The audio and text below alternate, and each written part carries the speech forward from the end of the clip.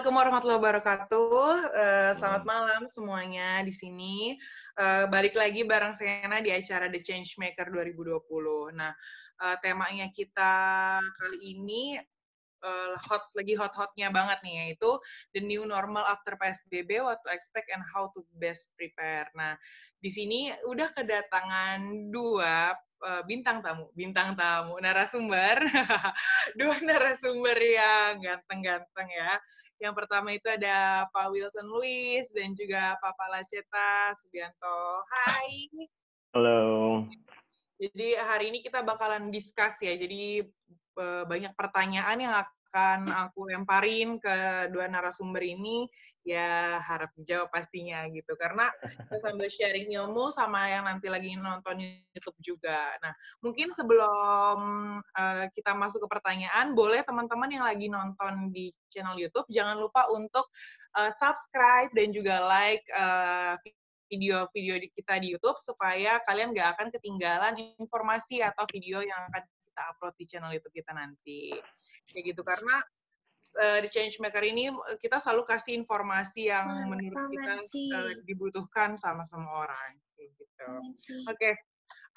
Pertanyaan pertama ya, langsung aku masuk aja tentang tema kita hari ini sih sebenarnya. Mengenai apa sih arti new normal itu sebenarnya menurut masing-masing narasumber. Mungkin aku bisa ke Pak Palaceta dulu mungkin.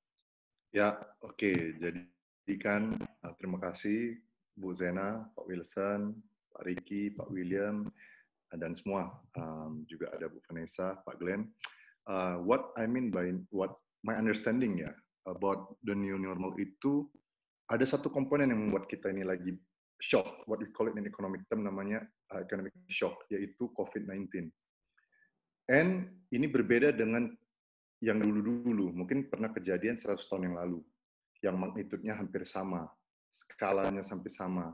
Tapi itu kejadian sekarang. Ya, hari ini new normal itu artinya kita harus hidup berdampingan dengan such threat yang namanya COVID-19. Jadi kalau dibilang pengertian new normal itu sebetulnya new paradigma sih. Paradigma bagaimana kita hidup berdampingan dengan COVID-19. Itu sih Bu. Jadi kalau Bu saya nanya ke saya, apa maksudnya new normal? So there's something that yang unusual, yang dulu kita tidak pernah pikirkan, kita harus hidup berdampingan dengan itu. Dan problemnya satu, COVID-19 ini bisa membunuh kita. Hal yang tidak terlihat ya. Yeah, that's the suckest part, you know. That's the suckest part. It's not like something that, you know, like, okay, there's a new normal, you know, kayak there will be a new virus kalau kita hidup, terus kita tambah umurnya 10 tahun. It means that kita ini bisa mati kalau ada sesuatu, kalau terkena itu. Kemungkinan, there's a probability, gitu sih. Okay. That's my thinking. Thank you. Bisa menyerang siapa aja, kapan aja, dengan hal yang tak terlihat ya. Betul. Oke, kalau misalkan dari Pak Wilson sendiri gimana nih? Definisi new normal ini menurut saya kan sebenarnya cukup widespread ya. Jadi harusnya cukup banyak di understanding oleh banyak orang.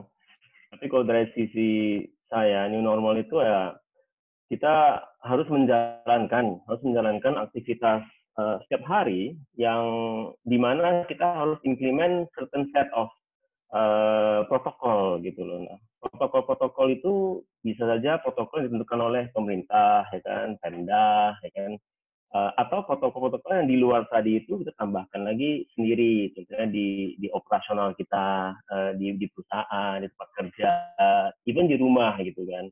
All in all ya aktivitas harus jalan, tidak bisa dipungkiri ya kan.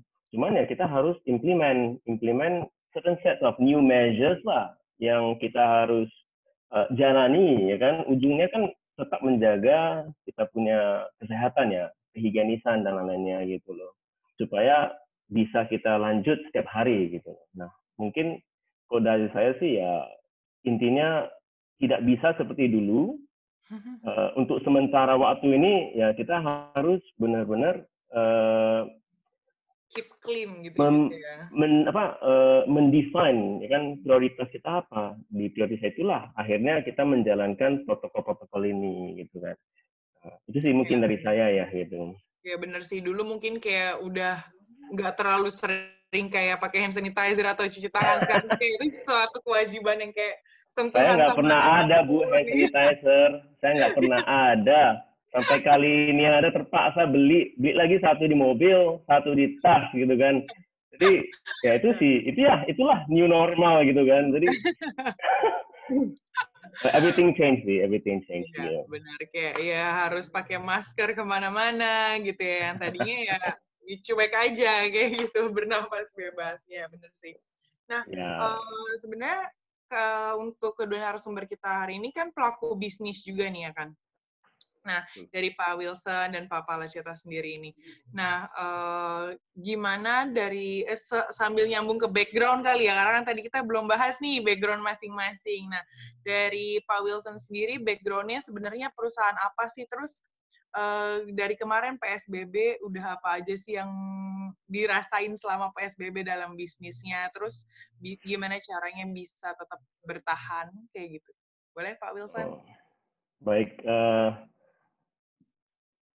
Saya bergerak di bidang distributor dan juga kontraktor, tapi di sisi kelistrikan. Jadi selain dari kita mendistribusi beberapa brand alat listrik, kita juga menjalankan pekerjaan kelistrikan untuk komersil dan residensial. Gitu. Jadi di sisi usaha kita ini ada dua selling arm ya. Saya bisa ngomong selling arm. Satu bagian B2B kita jualan lah gitu ya ke sisi retail. Di satu arm lagi itu lebih fokus di pekerjaan. Gitu. Nah, jadi semenjak di bulan 3 ya kita ya, mulai semaraknya gitu kan. Terus terang sih kita nggak pernah tutup total, cuma memang mulai working from home sih sejak kita bilang di bulan 4. Bulan 3 itu kita full operasional, bulan 4 itu sudah mulai kita work from home. Work from home itu bagi seperti sisi sales, sisi project, kan masih jalan tuh di luar. Jadi mereka organize their own timing, mereka kerja di luar gitu. Untuk operasional kita juga cut down. Cut down intinya berarti misalnya dulunya itu setiap hari kita kirim barang. Sekarang kita edukasi customer lah, Bu, Pak, kita nggak bisa setiap hari. Kita pull in semuanya menjadi 3 hari pengiriman. Jadi operasional cuma masuk 3 hari, ya kan? Sisanya lagi sisi accounting and finance ya mereka kebanyakan di rumah sih kerjanya, kecuali ada berkas-berkas di kantor gitu. Nah, semenjak itu bulan 5 ya carry on ya, carry on. Cuman di bulan 6 ini kita sudah kembali 80%. Saya push untuk kembali 80%. Kita tidak kerja 6 hari, kita kerja 5 hari, Monday to Friday, Sabtu kita liburkan.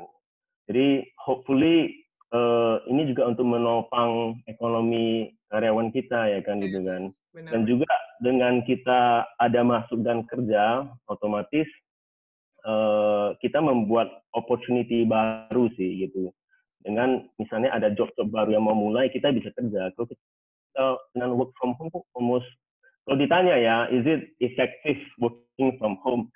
I can say that it's like what 60% effective gitu loh. Sangat-sangat susah untuk achieve almost anything sih. Ya kita bisa melanjutkan yang kemarin kita sudah jalani, tapi any new deals or anything itu very hard to start gitu loh.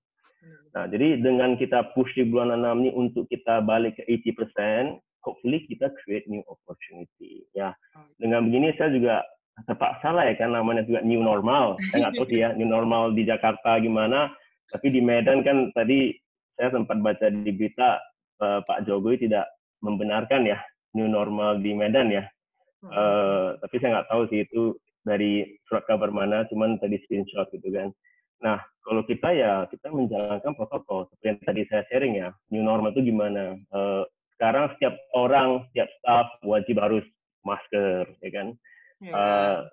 Kalau misalnya ada orang luar masuk pun nggak ada masker, kita say sorry nggak bisa masuk. Iya benar-benar. Protokol ini ya terpaksa kita jalani.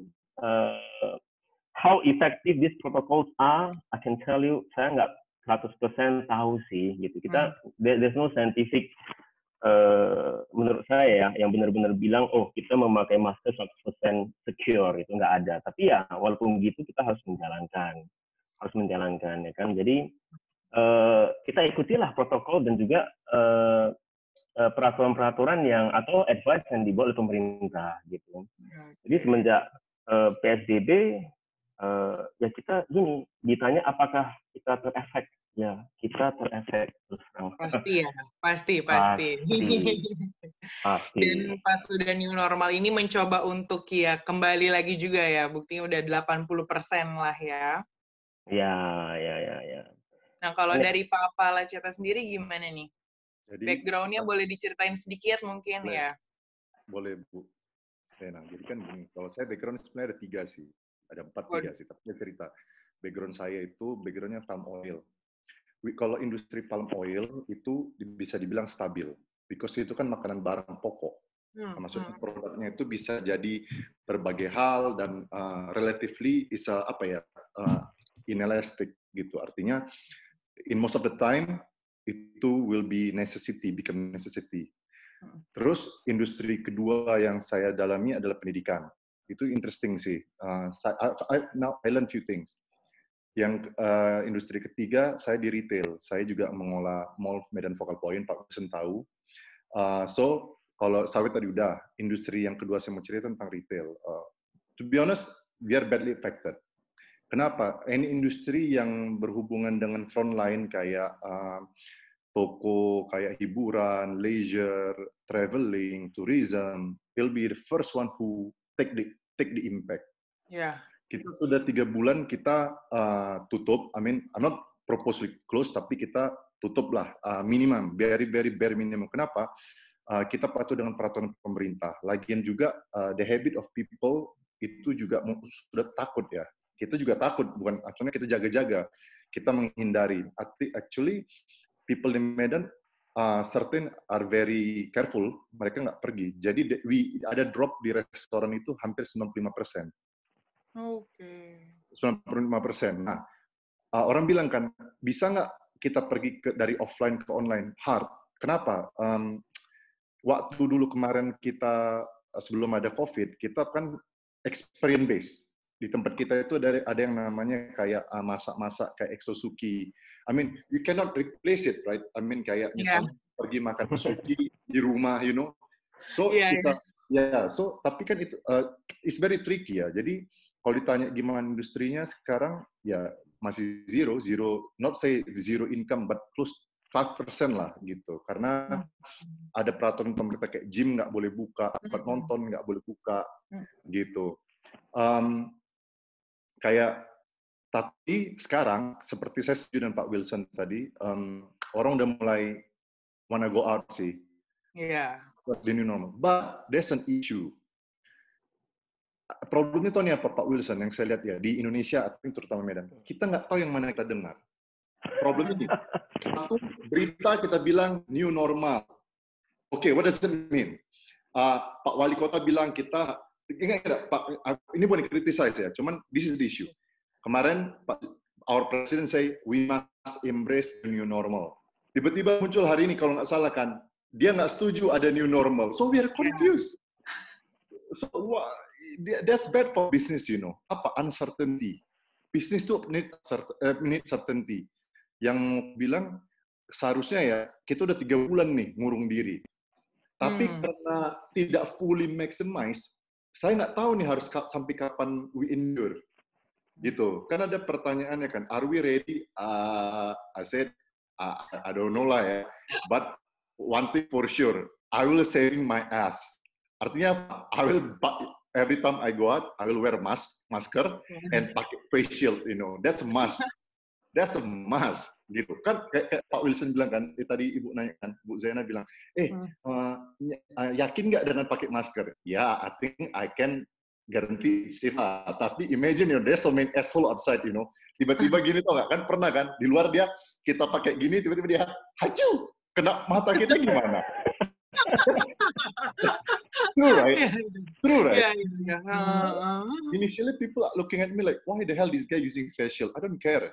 I save my ass first, you know. because I have kids and wife to take care, kan gitu sih. Tapi business wise, retail badly affected. It opens a new opportunity. Nanti kalau ditanya nanti I'll share. Industri yang ketiga, I'm helping my in-laws manage school ya. Actually at this time, I realize education never dies. It's open a new horizon to me that okay, if I have empty space, which I have the focal point, I might enter education. Because now you won't believe or not, I attend seminar ya, I give speech, I give economic view di kayak di USU udah 2 kali, di sekolah udah 2 kali. So I realize that the demand is still there gitu.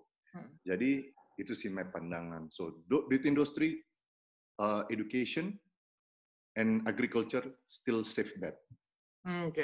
No, not really. Oke. Tadi kan udah sempat sharing juga tentang background perusahaan masing-masing ya. Sekarang kita mau balik lagi ke topik sih sebenarnya. Kan tadi juga udah disebutin ke new normal. Nah, tapi menurut kalian berdua, kenapa sih perlu diadakan new normal gitu? Apa karena ya udah 3 bulan orang-orang juga udah pada stres di rumah, udah nggak bisa diatur lagi, ataukah karena emang ya mau gimana lagi, ekonomi kita emang udah jatuh banget, kalau misalkan kita nggak new normal ya kita nggak bakalan bisa nih gitu. Nah, gimana nih kalau menurut dari Pak Wilson dulu nih, kenapa sih perlu diadakan new normal itu? Udah pantas belum sih gitu?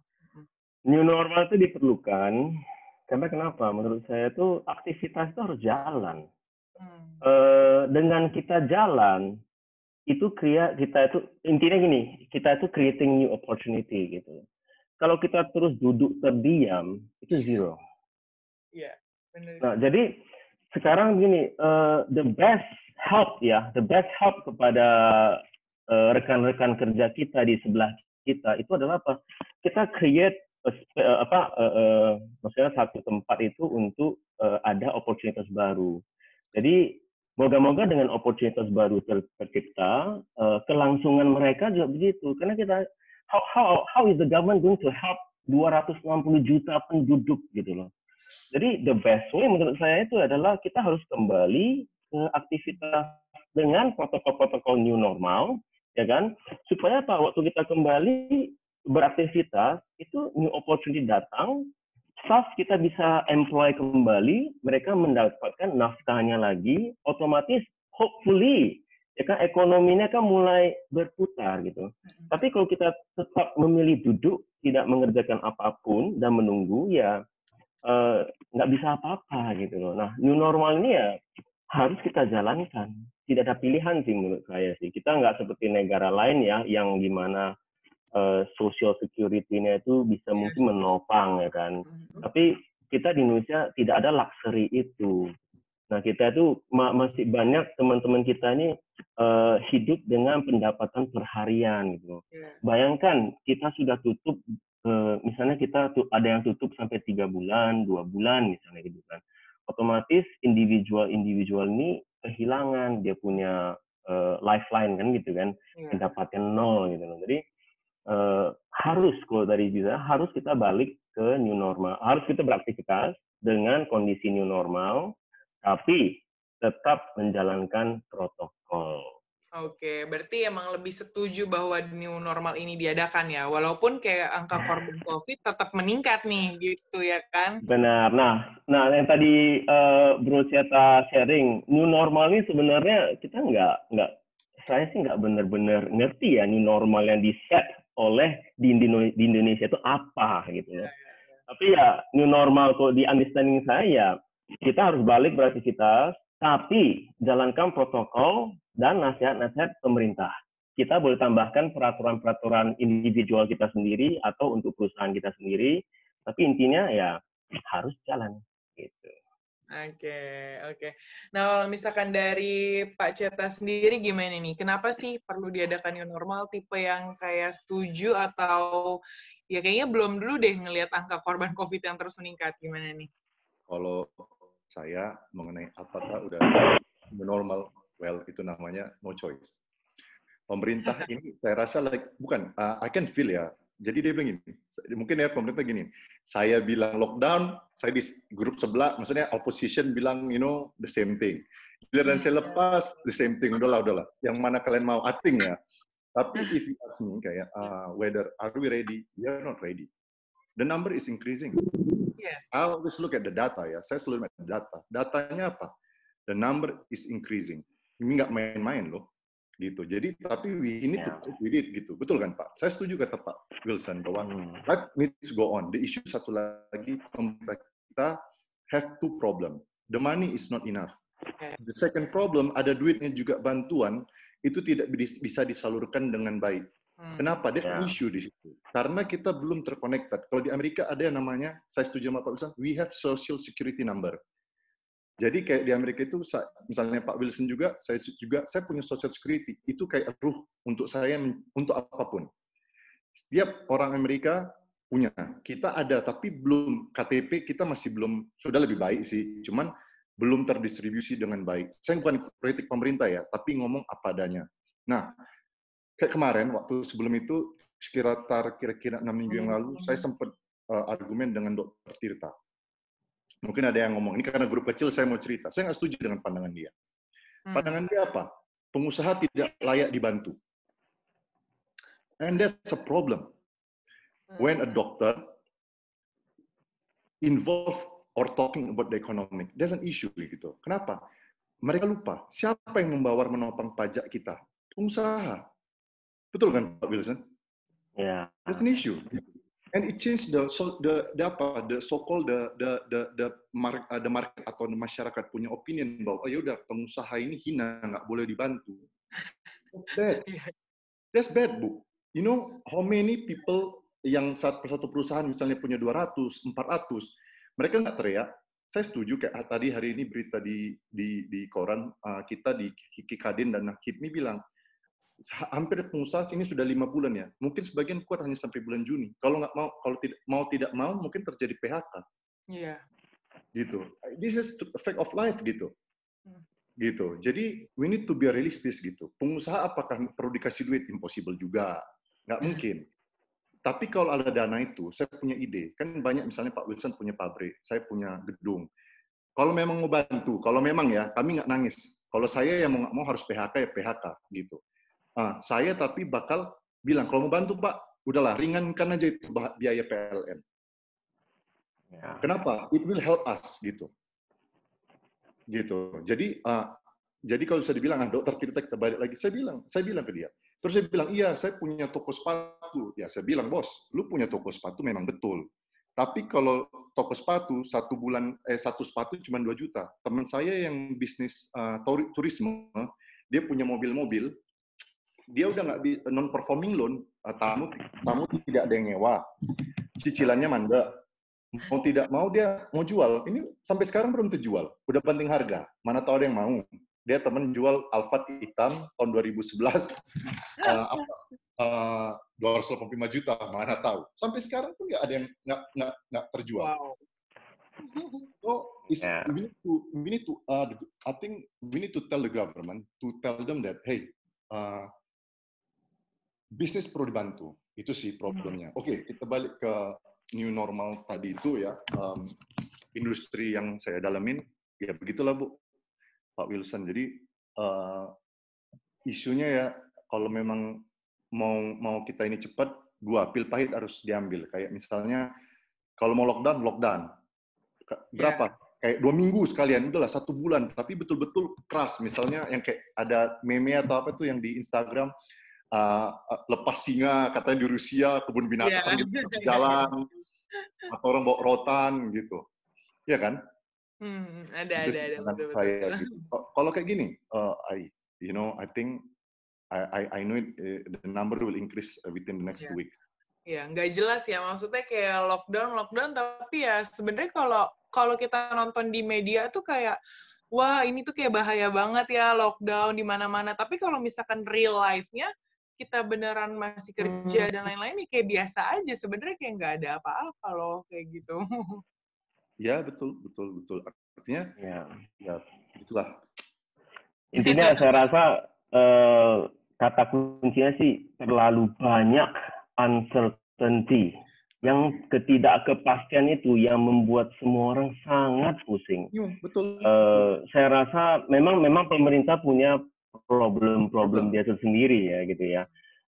Tapi anyway, saya as a citizen of Indonesia cuma mau bilang saya perlu certainty sebagai pengusaha gitu. Tolong berikan kita certainty. Mau close, mau buka, PSBB, tapi jelas gitu loh ya kan. Jadi kita bisa mengambil keputusan yang semoga benar gitu loh. Takutnya gini, saya sekarang kan mulai bulan 6 nih saya operasi 80%, saya paksa kerja gitu kan, dengan kita menjaga protokol. Totalnya ntar dalam 2 minggu lagi dia lihat angkanya naik, lockdown lagi. Berarti apa? 2 minggu ini saya 80% operasional, tutup lagi. Tak ada efek. Akhirnya apa? Habis biaya, habis cost gitu. Jadi uncertainty ini yang kita tidak tahu. Nah, satu lagi, pemerintah di Jakarta, pemerintah utama mengeluarkan rule-nya sendiri. Iya. Anda bisa beda lagi. Betul. Wow, excellent gitu loh. Jadi saya mau dengar siapa? Bertepatan ya, percata kita kan di Medan, ya kan? Betul. Ini kamu mau dengar siapa? Setuju. Rule utamanya, kalau saya rule of thumb-nya simple. Saya punya prinsip apa? Tahu sama tahu. Pandai di lapangan. Banyak bersyukur, selamat dunia akhirat. Udahlah itu aja deh. Artinya jaga diri. Ya. I think ini dilema yang setiap pengusaha akan akan feeling ya. Adalah ya dikata uncertainty itu. Saya berani vouch 99.9% kalau ditanya itu ya karena uncertainty itu saja. True.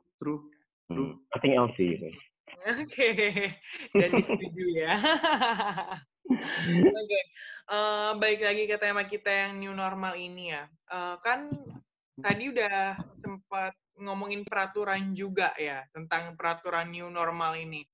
Bahwa masih ada protokol-protokol yang harus dijalankan gitu. Nah, kalau dari Pak Ceta dulu ya. Nah, sebenarnya peraturannya ini apa aja sih yang udah diketahui nih sama Pak Cetanya sendiri? Mungkin bisa sharing. Nah, terus sebenarnya udah cukup belum sih peraturan yang dibuat itu untuk new normal ini dari pemerintah? Gimana? Oke. Kalau pertanyaan tadi, apa yang sudah saya lakukan? Kalau kita simpel, Bu. Kalau walaupun di kantor kita yang ngurus sawit, atau di pendidikan, atau di mall, kita sudah melakukan apa anjuran, kan ada selebaran dikirim Pemkot dan kementerian. Arti kata, cek suhu, situ sudah wajib.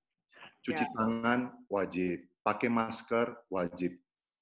Dengan social distancing. Ini 4 sudah kita jalankan. Dan kita sistemnya ini common sense ya. Saya rasa kalau setiap dari kita berpikir rasional itu artinya ya udah saya punya responsibility, saya akan menjaga semuanya. Artinya gini, ya itu tadi mencuci tangan, pakai masker, social distancing, kalau kurang enak badan kita conscious. Yang menyebalkan kan gini, kita lagi berdiri, tiba-tiba ada teman kita, not close friend maybe, or stand buyer atau yang lagi datang, dia batuk lah, demam. That's being not responsible. Betul kan? Yeah. Artinya dia kan put someone life at jeopardy. That's yang kita nggak mau. Tapi kalau kita bisa melakukan itu setiap orang, saya rasa COVID will decrease ya, will go soon over time gitu. Terus kedua problemnya kan ada orang yang not being honest. Kan banyak dokter-dokter yang di Jawa atau di Medan ini, dia datang, dari mana Pak? Ada keluar kota? Tidak, rupanya dia habis dari tempat yang ada COVID-nya. Jadi the person infected the medical people, everything gitu. So that's bad ya. Tapi kalau kita dibilang kita menjalankan, mudah-mudahan kita selamat gitu sih, Bu. Oke. Berarti kalau misalkan yang selama ini udah ditahu dan dijalanin yang tadi ya, yang udah disebutin ya, kayak untuk pakai masker, kayak gitu. Nah, tapi kalau misalnya untuk yang keseluruhan nih, udah cukup belum sih? Udah ngerasa cukup belum sih aturan-aturan yang dikeluarin sama pemerintah ini untuk menyambut new normal ya, kayak ya dia ngomongin mall, ya dia ngomongin yang lain kayak gitu. Oke. Gimana bilangnya? This is the best that we have. Saya juga nggak mau kritik pemerintah. Pemerintah sudah, ya, mereka ada challenge sendiri, dan mereka pun sudah saat ini adalah kayak kemarin itu kita sudah membantu mereka untuk menyalurkan bantuan. Pemprov Su sudah ada program untuk bantuan dan kita sudah melakukan itu. Artinya itu lebih baik kan, lebih gampang. Misalnya gini, berarti maksud saya mereka sudah kerja nyata walaupun belum efisien gitu. Itu sih. Jadi kalau apa dibilang sudah enough ya, kita masing-masing ya ikuti saja anjurannya. Sudah benar itu. Seperti kata Pak Wilson, saya setuju. Iya, benar sih. Karena kalau untuk efisiennya ya emang hasilnya masih belum bisa dibilang oke juga ya. Maksudnya kayak ya kayak gini juga bukan maunya mereka, dan mereka juga udah berusaha semaksimal mungkin untuk nolong kita sehat aja kayak gitu ya. Oke, nah kalau dari Pak Wilson-nya sendiri gimana nih? Kalau dari saya, tadi pertanyakan apakah pemerintah sudah melakukan yang secukupnya ya, yang cukup gitulah ya. Saya rasa dengan kondisi negara kita ini, dengan populasi kita yang sebanyak ini, saya rasa sih pemerintah sudah doing enough untuk create awareness. Pemerintah tidak bisa menjaga 260 juta sekian penduduk. Impossible. Impossible. Tapi dengan dia menjalankan katanya PSBB, coba tanya siapapun sekarang di jalan, tanya kata PSBB. Mereka tahu kan? Mereka ngerti kan? Mereka tahu, oh at least ada kata PSBB gitu. Artinya apa?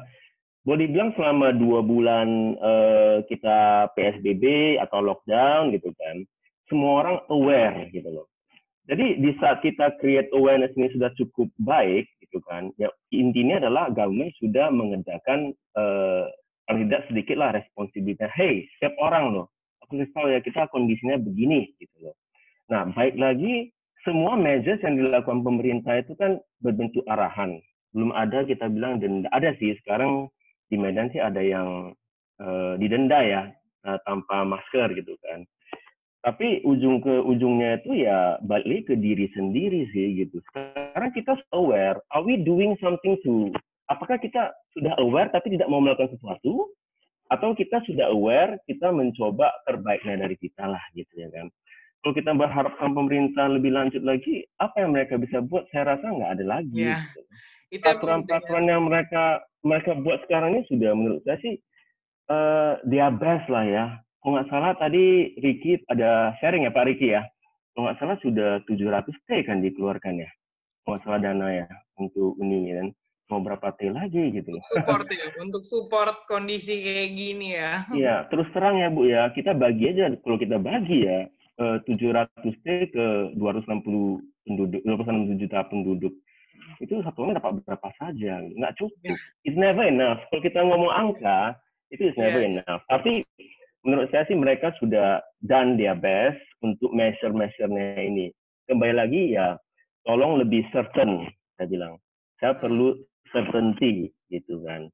Nah, itu sih dari saya sih. Menurut saya sih, pemerintah ya, dia doing their best lah ya, gitu. Everyone is trying their best too, gitu. Ya kan? Oke sih, benar. Nah, kalau ngomongin new normal ini juga menarik ya, kayak pernah nggak sih terlintas, ya sampai kapan sih harus kayak gini terus gitu, kayak ya hidup bener-bener kayak pakai masker, kayak kita saling takut satu sama lain untuk bertemu sama teman kita sendiri bahkan kayak gitu ya. Jadi kayak pernah nggak sih terlintas kayak sampai kapan ya new normal ini, dan kira-kira nih aku pengen tahu dari masing-masing narasumber, Pak, dari kacamata kalian berdua, akan berapa lama sih new normal ini berlangsung? Boleh dari Pak Wilson mungkin? Oh, saya lagi ya. Sorry Bro Ceta. Nggak apa-apa. Kalau di saya tidak berani spekulasi terus terang. Karena contohnya kalau kita melihat ke negara-negara tetangga ya kan, they are doing a lot of certainty gitu. Jadi dengan adanya certainty, otomatis kita lebih bisa forecast Kita lebih bisa planning, ya kan, dan mungkin berani memikirkan satu end date gitu. Tapi dengan uncertainty begini, saya terus terang sih nggak tahu sih sampai di kapan. Coba bayangin ya, kita ambil contoh di Wuhan saja, itu dia lockdown berapa bulan, ya kan? Lockdown full 4 bulan. Sedangkan kita di sini PSBB yang mungkin jelas dan tidak jelas, lockdown yang jelas dan tidak jelas, ya kan? Nggak berani sih, saya terus terang. Kalau kita lihat, saya ada baca-baca, kita lihat di sisi virologi ya, mengenai virus gitu kan. Dan juga sistem imunisasi itu perlu waktu sampai tahun-tahun lebih setelah trial, testing, dan lain-lainnya untuk bisa kita pakai gitu kan. Dengan kondisi kita begini, saya rasa until the end of the year mungkin ya masih uncertainty gitu. Ini sih saya sih. Tapi I did not speculate sih. Saya nggak berani speculate untuk kali ini gitu. Totally zero. Kita nggak tahu. Uncertainty again gitu. Mungkin Bro Ceta lebih punya penglihatan yang lain ya gitu. Boleh nih. Dari Pak Ceta gimana nih? Ya, kalau saya hampir sama. Bahkan saya berpikir ekstrim. Karena this touch me lesson, always prepare for the worst. So we assume it will go on. So if you ask me kapan, never stop thinking about it. It's because it's di luar kemampuan kita. It's beyond our control. Apa yang bisa kita kontrol itu tadi, follow the regulation, pakai masker. People karena ignorance ya atau ketidaktahuan lah, danger will come. Seperti kata Warren Buffett, ketidaktahuan itulah yang menyebabkan resiko kan. Orang kan nggak tahu yang keluar ini kayak that thing is aman. Padahal kalau mereka lihat di rumah sakit, problemnya di Indonesia ini, the quality of the hospital, that's the medical staff itu. Jadi kalau di Singapura lah, kalau kita masuk kita agak confident lah ya. The worst thing lah, we don't hope ya. Maksudnya knock on wood. Kalau lah got COVID, we are in Singapore, we are okay. There's a bigger chance for me to survive, Indonesia, let me tell you this. Let me tell you the story of my friend. Dia pergi ke acara HIPMI Bandung. So after 2 weeks, he got Medan tanggal 20. Suddenly kan berita, there's a cluster yang acara HIPMI. Then I told him, bro, you went to the event, right? I did. Shit, what did you do? Ya bro, gue juga takut nih, sebab gue cipika-cipiki di sana. Okay, that's it. Shit, you put me on jeopardy. Tapi it's okay bro, we still brother, tenang. Bro periksa. Iya bro, gue udah periksa tadi pagi. Terus, iya bro, gue dikurung sekarang. Gue udah kabur, cuman gue kabur ditangkap balik. Bos, kalau lo nggak balik, lo ditangkap polisi lo. Cuman problemnya gue dikurung satu kamar dengan 8 orang. Kasurnya 6. So, dia cuman pergi ke rumah sakit itu dibiarin, That's the worst part gitu. Kayaknya that's the issue kan. Maksudnya penanganan kita ini earlier ya, itu masih belum bagus. Ya, jadi kalau lah balik cerita tadi itu ya gimana ya gitulah. Jadi kalau ya kita jaga diri lah. Intinya save your ass lah. Each man for himself. No, I'm serious. Each man for himself gitu. Iya, benar. Iya, benar. That's my opinion sih. Jadi balik lagi, thankfully, my friend actually got double problem. Waktu dia diperiksa, toraknya kan dulu kan kemarin belum ada ini tes. PCR belum ada earlier. Terus yang periksa rapid juga dia nggak ada. Jadi prosedurnya kan diperiksa torak itu, X-ray. He safe. Then he can go home ya after 2 days. Terus kan, udah gitu kan. Terus dia bilang, bro, so you're happy? No lah bro, I'm not happy now. Kenapa? Now I'm worry, waktu gue di dalam situ, gue kena waktu ngumpul sama orang-orang di situ. So what happened is, ya udah dia ngurung diri di losmen dia sendiri, dia punya rumah kos. Jadi apparently 2 weeks he locked himself. Thank God he's fine. He's fine now. Ya. Anyway, ini si Ivan ada tanya ya. Mungkin dia bilang boleh gak ya denda 10.000 kalau nggak pakai masker di kantor? Apakah ada cara lain gitu ya, Bro Ivan? Pak Chandra? Eh, kalau saya sih, gue nggak ada hatinya sih. I don't have the heart ya untuk kita denda 10.000 ke anggota kita dengan di saat susah begini gitu kan. Tapi kita boleh hard sih. Saya mengeluarkan instruksi manajemen di kantor. Kedapatan kalau ada seseorang staff, ya kan, ada seorang staff, jika secara suhu dia melebihi batas normal, dia harus dirumahkan langsung, tidak boleh masuk kantor selama 14 hari, kurung. Nah, selain dari itu juga, kalau dia ada indikasi-indikasi flu, dia juga harus dirumahkan. Saya tambahkan lagi satu klause. Klause ini cukup keras. Kalau kedapatan dia demam di atas batas normal temperaturnya, dan juga dia ada indikasi flu, dia dirumahkan, tidak ada gaji. Nah, kenapa saya di sini keras sekali? Karena begini, kita boleh menjaga staf kita di kantor supaya bersih, cuci tangan setiap setengah jam, ya kan, pakai masker 2 lapis, ya kan. Terus setiap 5 menit kita tes suhu. Tapi dia pulang ke rumah setelah kerja, dia jalan-jalan pula gitu. Yes. Betul. Ya kan? Jadi saya langsung keras sama staf saya, kita menjaga gitu loh. Jadi saya mengeluarkan peraturan perusahaan, saya bilang kalau Anda kedapatan temperatur tinggi atau ada indikasi kita bilang flu, Anda dirumahkan 14 hari kurung tanpa gaji. Nah, boleh bilang kita manajemen sangat kejam, tapi justru kita dengan begini, saya berharap kita create again awareness ya ke staff. Kita manajemen tidak main-main. Jadi Anda sebagai staff jangan main-main gitu loh. Jagalah diri Anda sendiri supaya apa? Kamu menjaga diri baik, kamu menjaga keluargamu baik, kamu menjaga semuanya yang di sebelahmu itu baik gitu loh. Jadi balik ke pertanyaan lagi itu ya, kalau misalnya denda, saya sih tidak bisa sih mendenda, apalagi kita sekarang lagi susah-susahnya ya gitu ya. Tapi ya saya pakai cara yang keras begini untuk ke staff. Hoping ya, saya menjaga tentunya mereka di jam kerja, kita bilang 8 ke 5. Ya mereka setelah itu, mereka ingatlah kata-kata atasan atau manajemen, ayo kalau saya nih main-main di luar, kedapatan ini besok langsung rumahkan tidak ada gaji. Udahlah saya pulang aja ke rumah ya kan sama keluarga saya. Itu sih Bro Ivan ya, mungkin sharingnya saya ya gitu ya. Kalau apa yang saya lakukan di kantor gitu. Oke.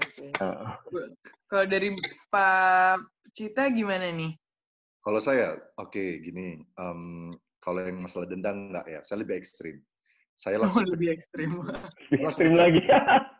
Because it's fatal mistake ya to put someone life in jeopardy. Jadi kalau kita sudah, and thank God ya, staffku, timku di Focal Point itu very cooperative, and mungkin karena hampir semuanya sudah menikah, so people are becoming more conscious. Kalau lihat di jalan, actually yang lagi kelihatan itu yang masih single. It's true though, it's true. Especially malam minggu. Malam minggu it's the youngster who's like 20 still single, because you don't think, I'm still healthy and which is understandable ya, which is okay. Jadi kan pertanyaan, jadi kalau apa denda tidak, kita tetap melakukan cek suhu, kita juga melakukan cuci tangan, kita siapkan masker. In fact, I also purchase them face shield, itu kita lakukan. Terus kunjung itu wajib kita lakukan juga. Kenapa? Saya selalu bilang, dia nggak mau, kita kasih pengertian surat dari Pemda, pemerintah daerah, bahwa inilah dia. Memang Pemda mengeluarkan surat bahwa prosedur yang tadi itu harus dijalankan. Gitu. Dan kalau ditanya, kalau misalnya ada yang tidak pakai masker, halo, ya. Yeah. Kalau ada yang pakai masker, nggak lupa bawa masker, kita siapkan maskernya. Kita jual on the spot actually, so we can make profit, right? More expensive, 100.000 one piece. udah gitu kan. Kalau polisi, don't worry, udah banyak yang ketangkep. Artinya gini, kemarin ada yang kalau nggak salah di salah satu mall, orang nggak pakai, yang pengunjung nggak pakai itu langsung ditegur lah sama polisi. nama tentara. Yang jaga bukan satpam lagi, polisi, tentara, semuanya turun ke mall sih. Itu sih. Nah, tadi kan menarik ya, maksudnya kita ada ngelihat sisi orang yang masih batu nih, maksudnya yang kayak masih berani untuk keluar ya, bahkan kayak jalan-jalan nongkrong gitu. Maksudnya melakukan keluar tuh bukan karena kepentingan dan keharusan gitu loh, bukan karena bekerja, tapi mereka masih mau ya main aja atau ya bosen aja di rumah gitu, karena kan masih ada tuh yang kayak gitu. Nah, ngelihat kondisi yang kayak gitu tuh, new normal ini bakalan seperti apa sih? Maksudnya kayak yang menjaga, yang selebor ya selebor gitu, akankah jadi baik atau buruk gitu? Maksudnya kalau misalkan baik, itu segi apa aja sih? Misalkan kan kayak tadi udah dijelasin juga ya, mereka harus memperbaiki ekonomi mereka juga dengan tetap bekerja gitu kan. Mungkin itu segi baiknya. Tapi kalau misalkan segi buruknya, kira-kira apa? Gitu, kayak ya nambah kah atau apakah gitu. Boleh Pak Cita duluan? Oh, tunggu. Pertanyaannya apa respon saya mengenai yang orang kerja gitu? Ya maksudnya yang single masih aktif, masih jalan-jalan di luar. Itu yang keluar itu selalu yang single ya. No, rata-rata. Oke. Apa tanggapan saya sekarang gini, saya nggak bisa nyalain juga ya. Itu karena ekonomi. I mean, kalau itu kita keluar karena mencari nafkah, that's understandable and that's normal. I think Pak Wilson pun agree and most of yang audiences pun setuju bahwa kalau itu untuk alasan itu normal dan itu sah saja. Bahkan biasanya kalau yang keluar hanya untuk cari nafkah, pasti perlindungannya lebih rasional sih. Gitu. Tapi kalau ada yang nggak yang cuma untuk jalan JJS, jalan-jalan, that's a problem. That's a problem kenapa? Itulah yang seharusnya pemerintah tegas ke situ.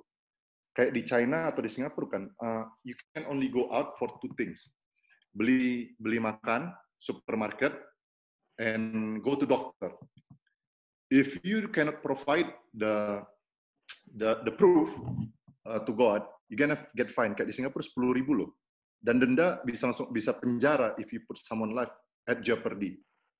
Itu yang saya mau bilang. Jadi kalau tanya, kalau selama untuk makan sudah, ya mau bilang apa? Gitu.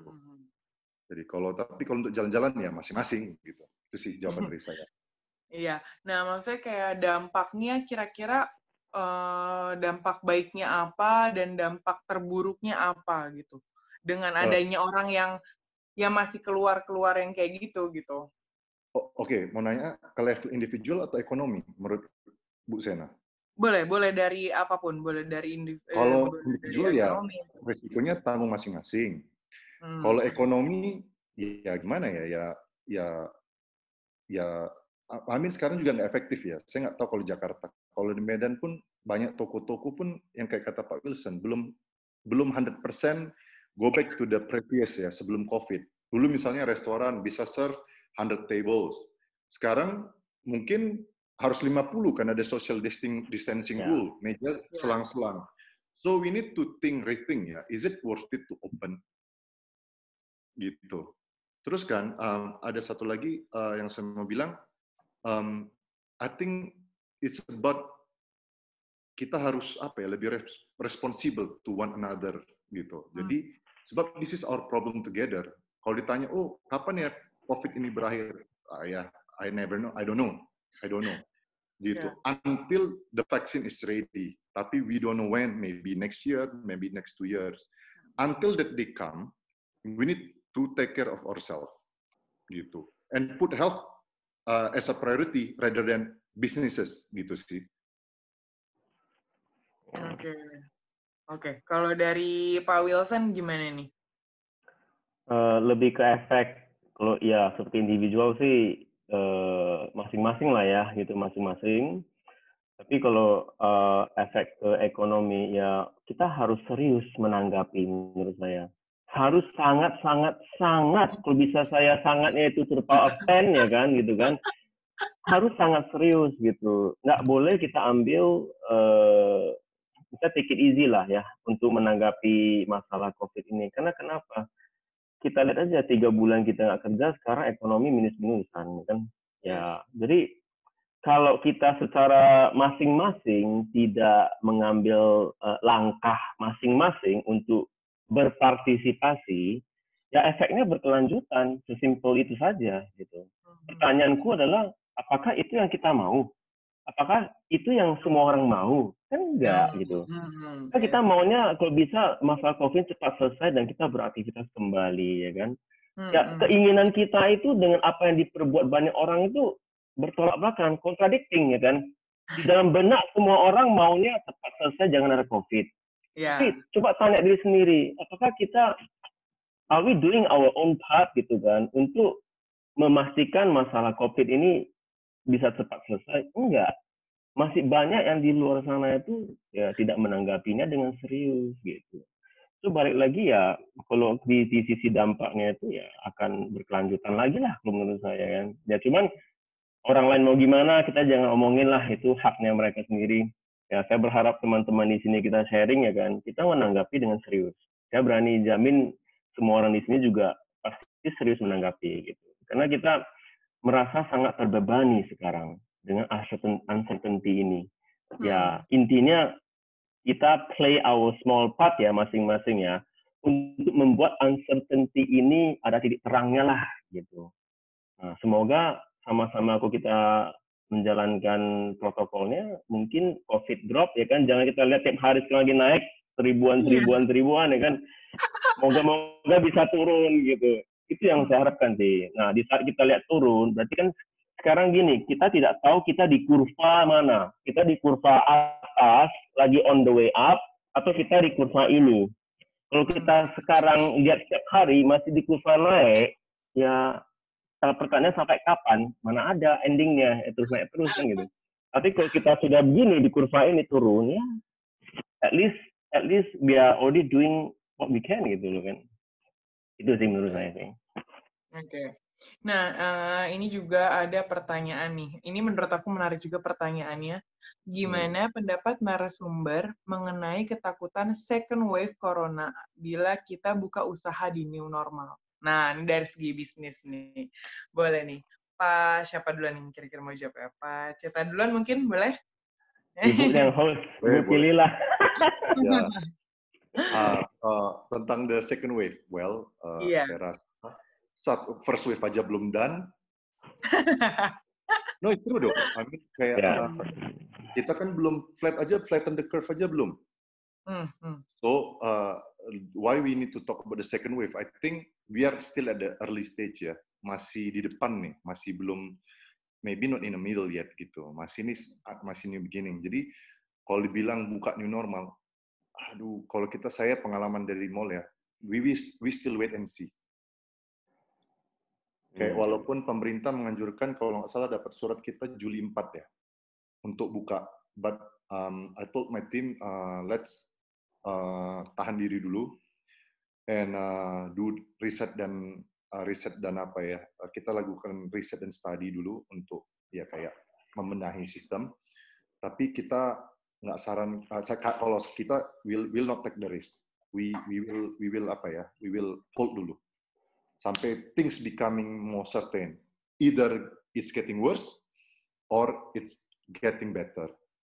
Lebih baik atau lebih buruk, itu sih. Karena kalau kita di Jakarta ya, kayak aku yang di sini ya, kita udah aktivitasnya bener-bener ya normal lagi aja. Bahkan ada beberapa tempat makan yang emang udah boleh dine in lagi, mulai kemarin malah, mungkin 2 hari yang lalu gitu. Jadi kayak jalanan udah mulai macet lagi. Mungkin beda ya kalau di Medan ya. Belum seperti kayak di Jakarta banget. Medan is red zone, to be honest. Iya. Ya, the whole itu Pak Wilson. It's red zone, Pak Wilson. And gimana bilangnya ya? I understand. Karena apa? Orang perlu makan. That's a big issue ya. Terus kan nggak mungkin juga businesses subsidi orang kerjanya, staffnya.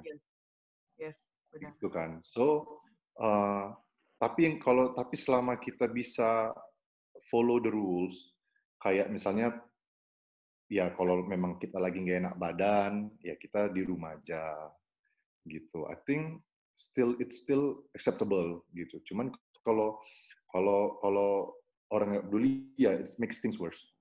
Contoh di Medan nggak ada, you don't see any improvement. So that's my opinion. So. Oke. Kalau menurut Pak Wilson sendiri gimana nih pendapat mengenai ketakutan second wave corona? Saya sangat setuju sih dengan yang Bro Ceta infokan ya kan. Sebelum kita ke pertanyaan second wave, saya rasa kita masih di first wave dan masih di kurva naik ya kan. Jadi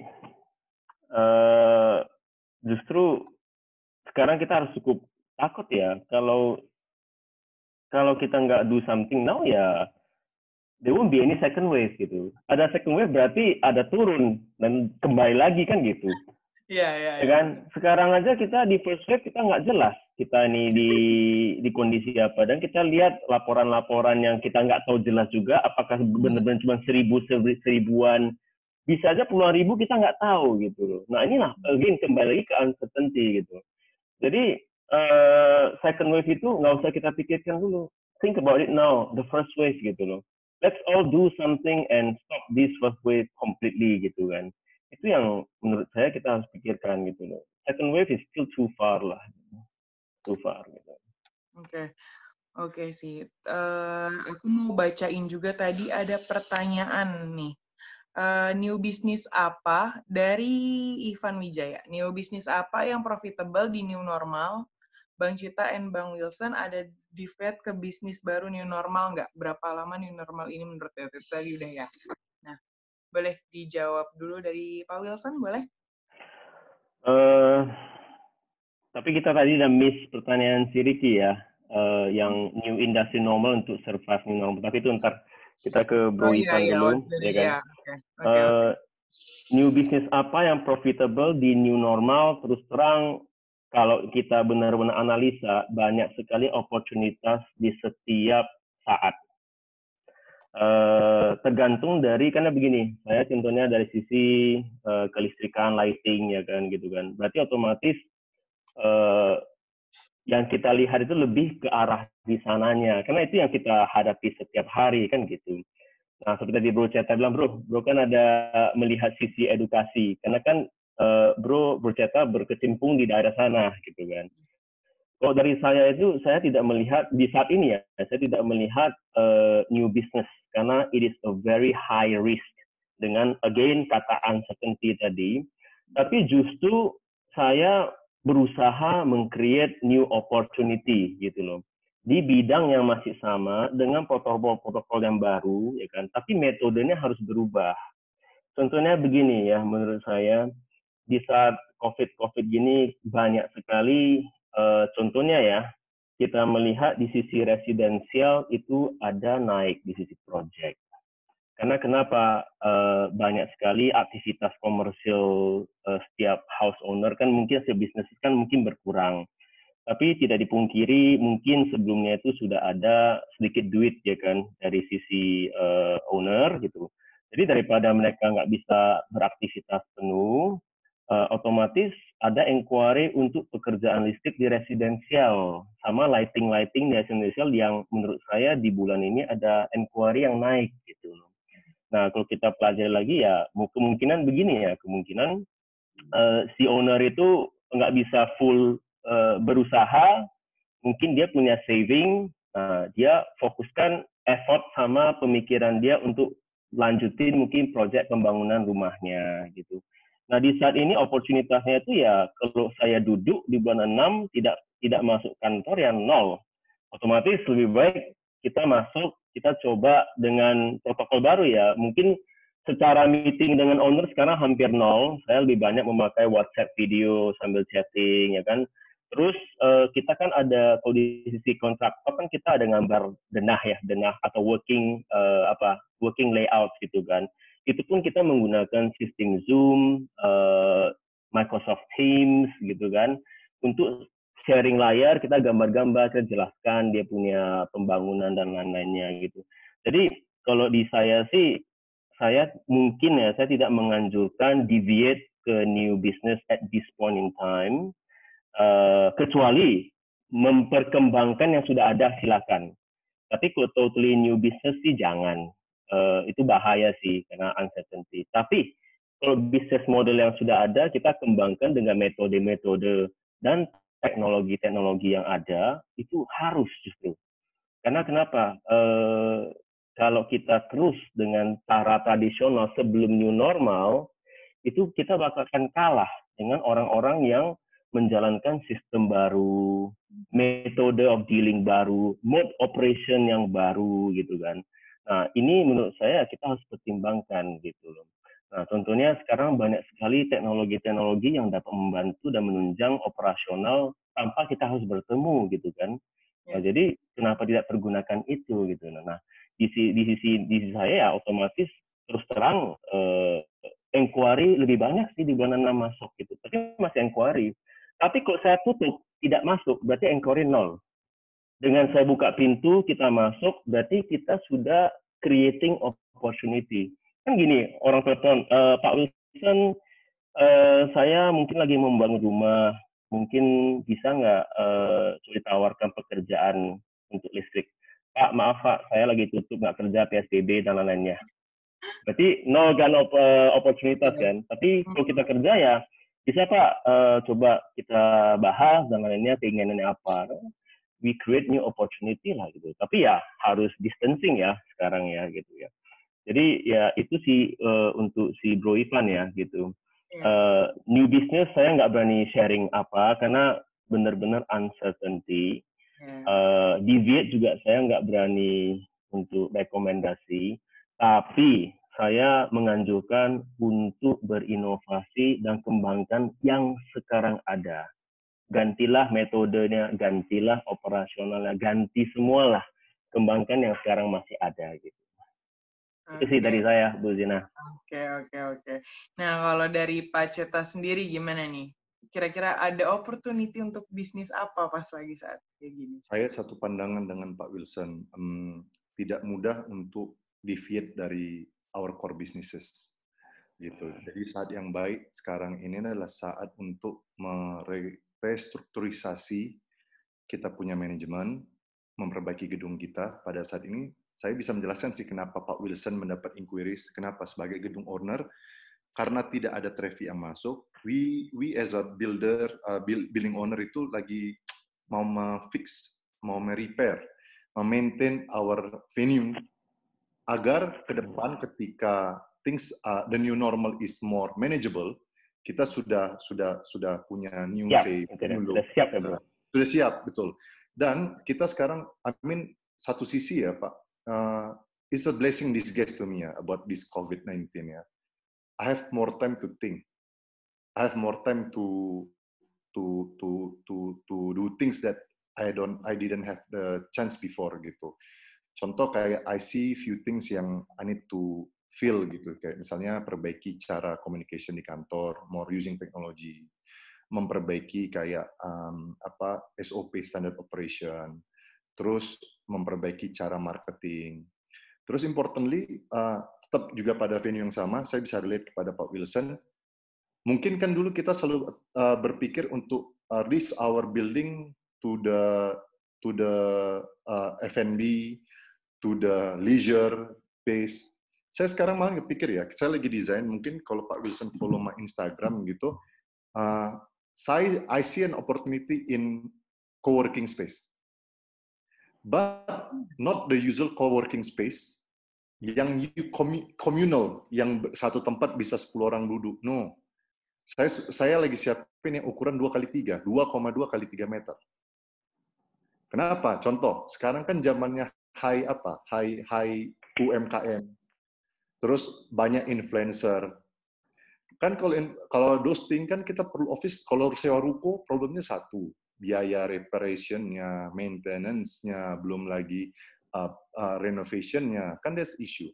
Tapi mungkin dia nggak butuh gedung sebesar itu. Tapi kalau di tempat kita, misalnya di mall gitu, 2,25x3, bisa duduk 2 orang atau 3 orang. Terus kan importantly, dia punya, dan dia disekat, very nicely decorated gitu.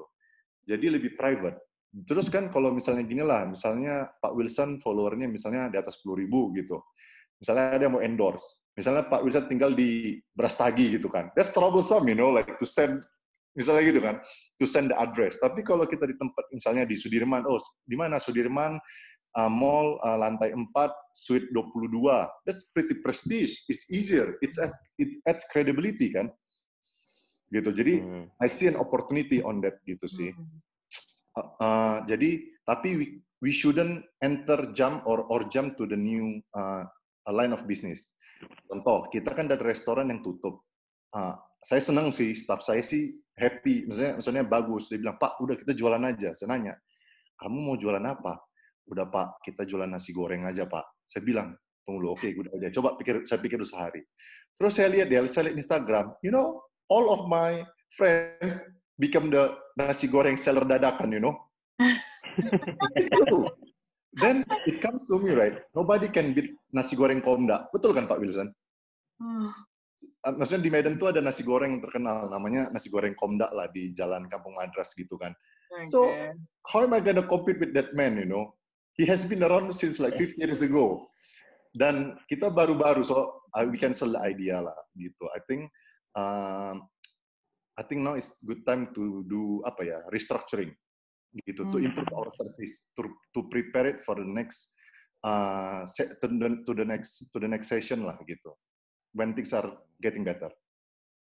Oke. Nah, ini masih ada pertanyaan lagi yang tadi kita skip ya dari Kariki. What's gonna be the new industry normal that can survive the new normal? Nah, gimana tuh? Untuk mungkin saya sharing sedikit lah ya, gitu ya. Boleh. Setiap industri punya parameter berbeda. Jadi tidak ada satu set formula yang benar-benar akan bisa diambil, dicaplok, ditiru gitu. It's impossible. Setiap bisnis itu berbeda-beda, ya kan? Nah, cuman dari sisi kita sebagai distributor dan juga sebagai project worker gitu ya, industri normal itu saya nggak berani bilang itu standar baru gitu. Tapi I can tell you that saya ini mencoba mengubah cara saya dealing dengan customer. Contohnya begini, dengan sekarang job otomatis ya, kalau kita tanya ke semua orang, otomatis pasti secara bisnis turun, revenue turun, omset turun ya. Berarti kan otomatis number of job available kalau kita sebagai kontraktor pun turun gitu. Dengan sekarang contohnya satu pizza 8 keping ya. Dulu mungkin pizzanya ada puluhan, mungkin seimbang dengan jumlah pekerja dan kontraktor misalnya. Nah sekarang otomatis jumlah kontraktor kan nggak berubah. Ya maksudnya aman-amin mereka semua sehat dari COVID, tidak ada yang kita bilang duluan dijemput ya kan gitu kan. Berarti angka kontraktor ini sama gitu kan. Nah jobnya itu tambah kecil, tambah dikit gitu loh. Nah sekarang kita gimana compete dengan rekan-rekan atau kompetitor kita gitu loh. Nah di sini otomatis kita harus bump up. Kita punya benchmark sendiri. Nah, benchmark itu setiap perusahaan, setiap bidang akan berbeda-beda. Nah, kalau saya ini, begini, di waktu ini kita kan ada satu set punya staff di kantor gitu kan. Saya justru sekarang investnya lebih berani dalam arti gimana. Dulu kan mungkin dan di sisi project lebih tahulah kalau kita invest di gambar, tapi customer belum bayar, ya kan? Itu ntar gambar kita diambil oleh orang lain dan dikerjakan, kita tidak mendapatkan apa-apa. Tapi kalau saya sekarang justru saya berani invest. Daripada contohnya kita dengan topi yang dulu, sebelum the new normal, kita itu ngomong dengan customer, Pak, Bapak bayar dulu, bawa saya gambar. Kalau saya sekarang sih saya gambar dulu, Bapak bayar entar, gitu kan. Nah, berarti kan risk-nya itu kan di kita. Otomatis semoga saya mendapatkan satu keseriusan dari customer. Oh, si Wilson ini dia serius gitu loh. Dan dia juga sudah gambar. Saya mungkin sebagai customer ada sedikit malunya lah. Mungkin saya lebih serius gitu lah. Nah, metode ini saya langsung ubah gitu loh.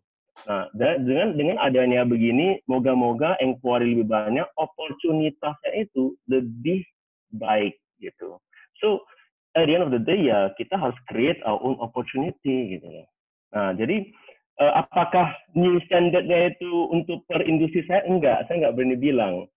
Itu kan hanya di kita sendiri ya kan. Tapi tetap masih ada orang yang enggak lah Pak Wilson. Kalau saya minta staff saya gambar dulu, ntar contohnya Bapak kompetitor saya dibilang kan, Pak Wilson kompetitor saya gambar dulu, ntar Pak Wilson yang lihat gambar saya, Pak Wilson yang curi pekerjaan saya.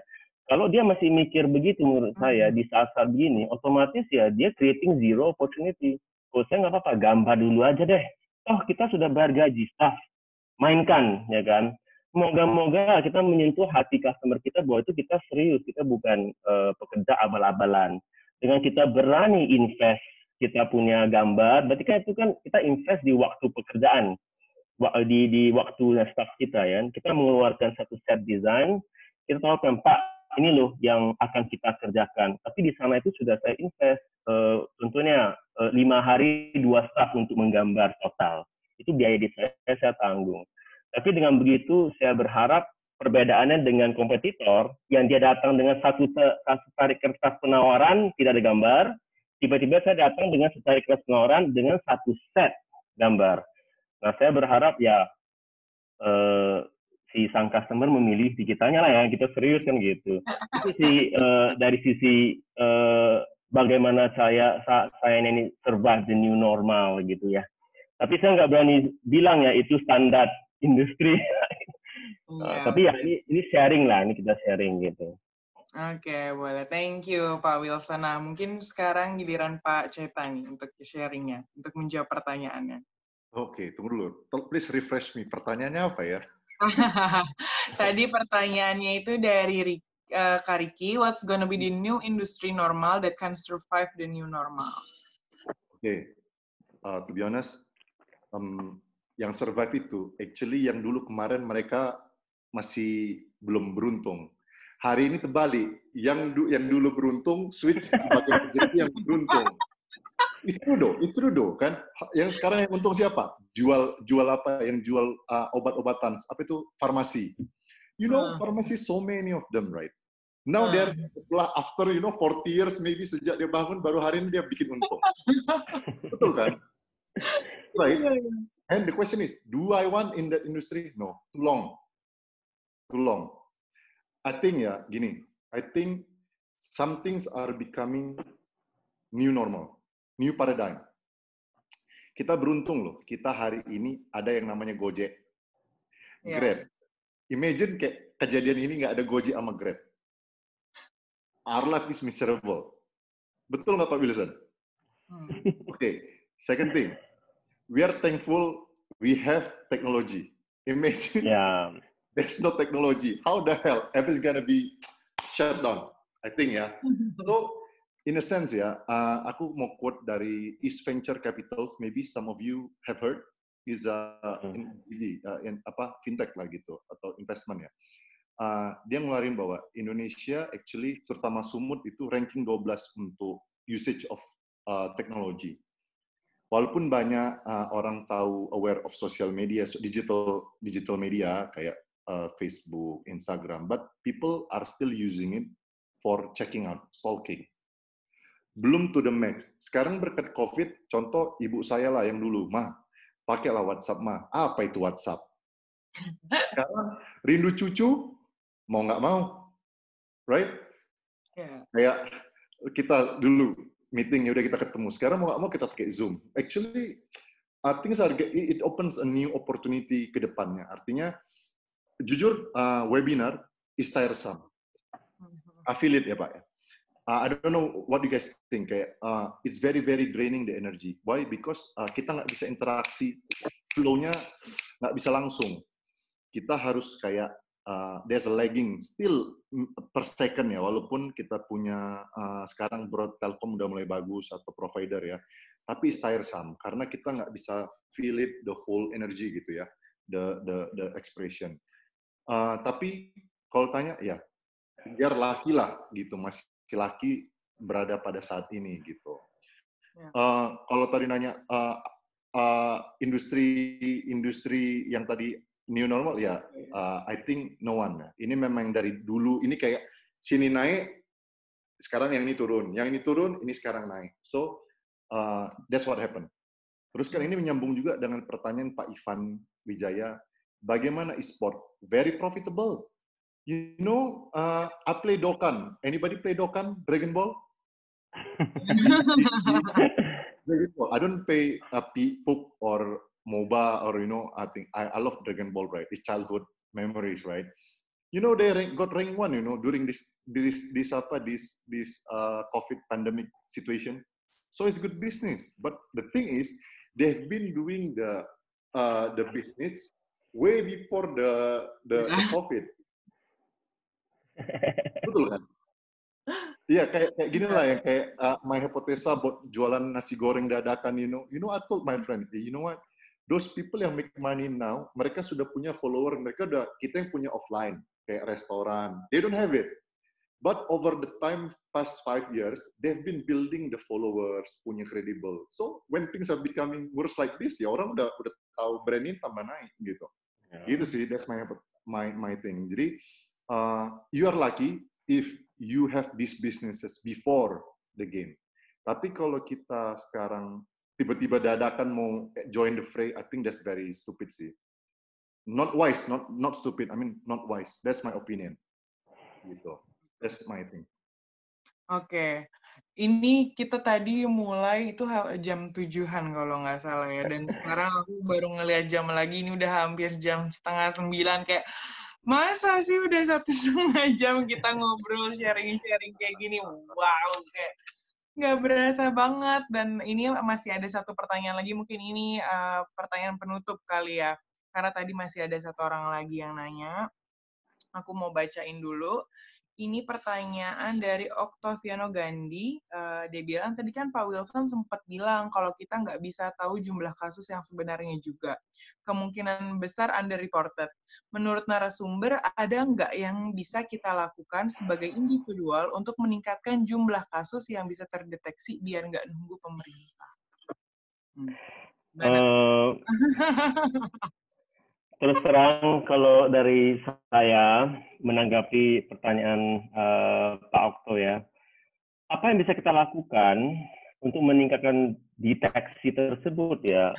Menurut saya itu secara individual hampir tidak bisa sih. Dan kita harus, kalau kita mau membantu di sisi pemerintah membantu meningkatkan terdeteksinya ini, kita harus bekerja sama dengan pemerintah dan mengetahui batas-batasan kita sebagai individual. Contohnya begini, tiba-tiba misalnya gini ya, misalnya saya orang terkaya deh, saya mau melakukan hal baik untuk negara ini. Saya pergi beli jutaan-jutaan test kit, saya lakukan test kit. Pertanyaannya adalah, itu apakah menentang peraturan pemerintah? Tidak. Kita secara individual begini, ya kan? Otomatis kalau kita melakukan itu bisa aja orang bertanya, kenapa sih orang ini begini ya? Apakah dia mencoba atau dia punya alasan terselubung dan lain-lainnya gitu. Banyak sekali isu yang kalau kita tidak bekerja sama dengan pemerintah dan kita lakukan sendiri akan timbul gitu. Jadi kalau saya sih terus terang secara individual kita tidak bisa sih. Lebih baik kita harus bekerja sama dengan pemerintah dengan mengetahui kapasitas kita bagaimana, kapasitas pemerintah bagaimana, pemerintah yang mungkin contohnya, kalau kita misalnya punya dana, kita bantu di sisi sana dengan pemerintah ya kan, dengan dana injeksi misalnya kan, tapi tetap harusnya dijalankan secara formal dari pemerintah sih gitu. Tidak dari sendiri, tapi secara individual yang kita bisa lakukan adalah jalankan protokolnya. Harus jalankan protokolnya. Silakan protokolnya itu mau ikuti arahan pemerintah. Mungkin 4 tadi yang dibilang Bro Ceta kan yang kita harus lakukan, mask, cuci tangan dan lainnya gitu kan. Nah, silakan nambah lagi protokol itu untuk diri sendiri dan aktivitas bisnis kita masing-masing. Itu yang secara individual kita harus tanamkan dan kita bilang take into untuk lebih serius menanggapi gitu loh. Itu sih Bro, semoga mungkin saya menjawab ya pertanyaannya ya. Oke, mungkin bisa ditambahin sama Pak Cita kali ya. Oke, theoretically, secara teori bisa. Kayak di Korea kan dilakukan tes massal. Itu salah satu yang menekan angka, maksudnya terdeteksi langsung diobati. Tapi realitasnya di Medan janganlah. Kenapa? tahu nggak kenapa di Medan itu banyak orang sembunyi di rumah? Because ini sempat di demo nih, dikritik Pak Wali Kota kita. If you got COVID, one, rumah Anda akan di polis lain. Yes. Terus dijaga polisi dan tentara. You cannot go anywhere. So it's counterintuitive. Artinya if you got it, people think you're a criminal. That's the problem kan. Public shaming ya, seperti public shaming. Ya, it's like gimana bilangnya ya. Walaupun mungkin intensinya bagus, cuman application-nya is not human ya. Maksudnya inhuman lah. Maksudnya ya orang lagi musibah lah. Makanya banyak orang kok ditanya, you got COVID? No. Kenapa? Bayangin aja dikunci, terus nggak bisa keluar, you know? Betul kan? Contoh nih, di Singapura loh. Kalau saya bukan bandingin ya, di Singapura siapa yang datang ke sana langsung dikarantina. Pilihannya mana? Ya udah di hotel bagus. Hotel bagus terserah bayar. Oke lah, you got ya. If you go to Singapore means that you are sane and you have the money, right? Means that you can afford it gitu. Problemnya kan temanku yang dari Singapura mau balik Indonesia dibilang ke diriku, shit bro, you know what? I want to go back home. But the problem, they gonna lock me up somewhere, you know. And I don't know how. Am I guaranteed? Aku takut kena di rumah sakit. Maksudnya di tempat yang designated itu, yang designated itu yang jadi tertular COVID. So there's an issue kan. Jadi it's very counterintuitive kayak as if kita penyakit ini penyakit tabu gitu. Padahal ya ini kan kayak flu, tapi degree-nya lebih bahaya gitu. Itu sih isunya. Jadi cannot kita bisa yang tadi pertanyaan tadi itu mungkin belum bisa diterapkan di Indonesia.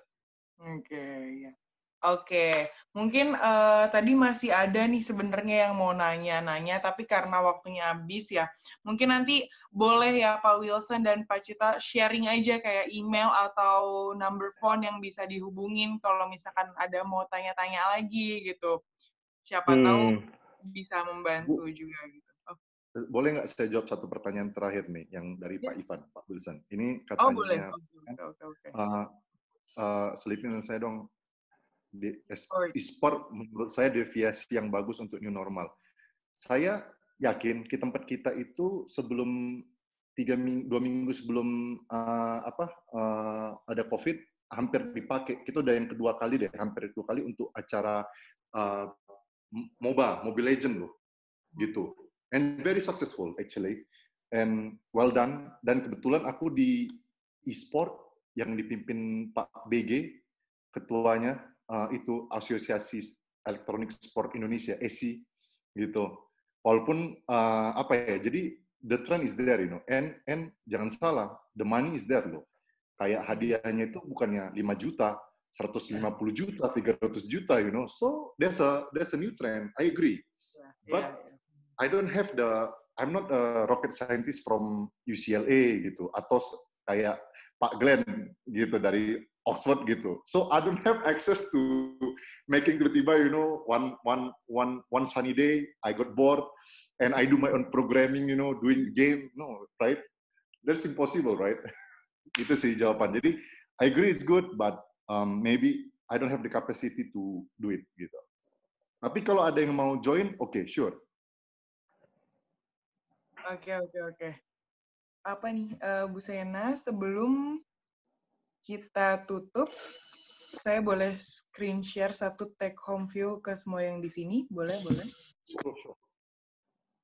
Saya sharing ke semua ya, dengan screen share. Sorry, saya bukannya trying to mengajar atau teach, tidak. Kita hanya sharing saja.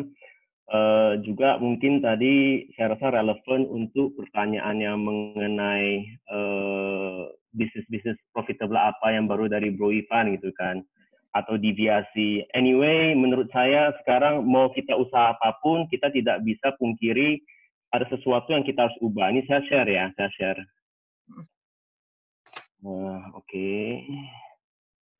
Oke, bagi semua teman-teman kan cukup ngerti ya mengenai SWOT analysis, strength, weakness, opportunity, threats gitu kan. Yang saya pingin hanya sharing adalah untuk zaman-zaman ini dan mungkin ke depannya, kita nggak tahu sampai kapan COVID ini, Untuk analisa ini dulu threat, T itu threat, itu di bagian terakhir. Threat itu adalah ancaman. Kalau saya boleh sharing dengan saya ada dengar juga dari rekan satu rekan ya, Pak Slamet dari dia namanya dari Smart Friend. Ya, Pak Slamet Smart Friend. Dia mendengarkan sesuatu dari Bro Zeta Anda kenal ya? Oke, jadi Pak Slamet ada sharing ke saya kemarin waktu dia di Medan. Dia bilang, Wilson, saya baru dengar nih dari seseorang secara webinar ya, dia bilangnya. Dulu itu SWOT, sekarang dia bilang jadi TESWO.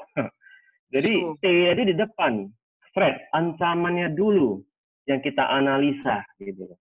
Nah, jadi saya tidak mengajar, saya hanya sharing apa yang saya dengar. Menurut saya sekarang ini bisnis baru-baru apapun ya kan, coba langsung analisa dulu threat-nya apa sebelum kita masuk. Jangan strength-nya dulu, threat-nya dulu gitu. Untuk bisnis kita sekarang yang lagi ongoing, menurut saya juga threat-nya dulu kita analisa. Ancaman apa yang ada di depan kita. Nah, semoga dengan gitu yang lainnya itu follow through. Nah, ini saja sih Bu Zina yang saya mau sharingkan ya. Sorry, saya tidak mengajar, kan yang merasa ini sangat relevan buat semuanya, terutama saya sendiri pengusaha, mungkin Bu Zeta juga ya. Itu yang kita feel sekarang, threat. T, dan P. Oke, saya stop sharing ya. Iya, oke. Thank you untuk sharingnya Pak Wilson ya. Nah, biasanya kita ada budaya nih, setiap kita selesai sesi sharing, kita akan ada sesi foto dulu, foto bersama dulu sebelum kita akhiri episode kali ini. Boleh mungkin untuk semua teman-teman dinyalain dulu kameranya untuk kita sesi foto bersama. Mungkin untuk Kak Ricky Luis bisa bersedia, udah bisa ancang-ancang, boleh? Oke. Halo, akhirnya kelihatan semua mukanya. Gak cuma kita bertiga aja dari tadi. Ternyata ada orangnya gitu. Boleh? Yang belum nyalain, Pak Ivan Wijaya, Anis iPhone, Pak Jiwan, Pak William. Oke, boleh? Ya. Aku hitung ya. Oke. Boleh semuanya bergaya. 1, 2, 3. Oke, sudah. Oke. Oke, thank you. Udah sempet kayak udah bergaya nggak ada aba-abanya lagi. Oke. Aku mau bilang thank you untuk Pak Wilson, thank you untuk Pak Cita udah bersedia jadi narasumber kita di episode kali ini. Thank you banget udah sharing-sharing, banyak banget sampai kayak nggak berasa waktu kita banyak banget ngobrol. Ya, semoga bermanfaat juga untuk teman-teman yang ikut hari ini. Thank you udah join juga.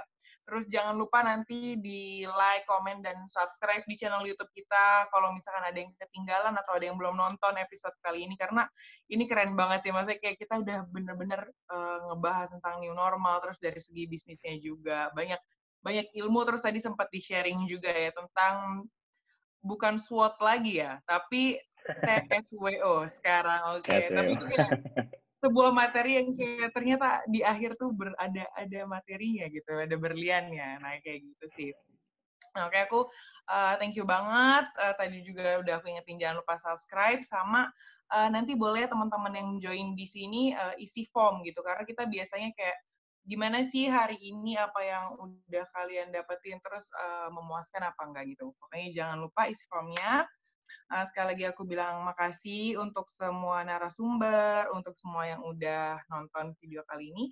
Jangan lupa ditunggu lagi jadwal selanjutnya dari The Changemaker 2020. Oke.